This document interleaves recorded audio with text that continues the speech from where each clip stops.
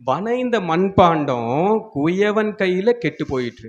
அப்போ கடவுள் நம்மள வனையிறாரு.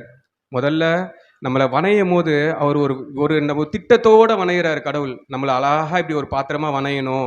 வல்லமையுள்ள ஊழியக்காரனா வனையணும். இப்படி அவன் 10 பேருக்கு நம்ம பிரயோஜனமா இருக்கிற மகனா வனையணும். அப்படின்னு சொல்லி கடவுள் ஒரு திட்டத்தோட வனையிறாரு.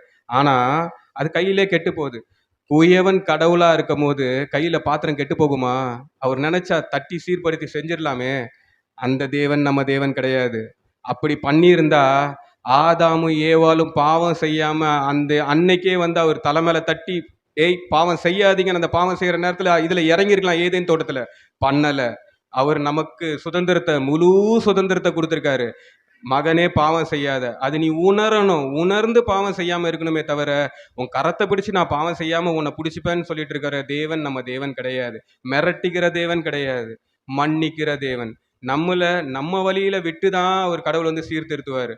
பிசாசு போராடிக்கிட்டே இருப்பான். போராடிக்கிட்டே இருப்பான். யோபு கிட்ட போராடின மாரி.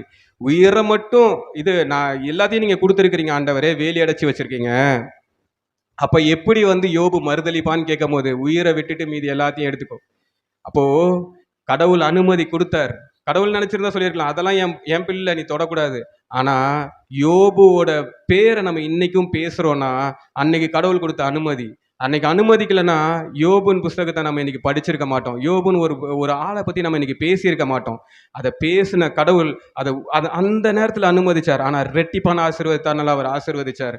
அப்படிப்பட்ட தேவனை தான் நம்ம வணங்குறோம். அப்படிப்பட்ட தேவனை தான் நம்ம தொழுது கொள்றோம். அப்போ தேவன் நம்ம கரத்தை பிடிச்சிட்டு நீ போவாத மகனேன்னு கரத்தை பிடிச்சி இழுக்க மாட்டார்.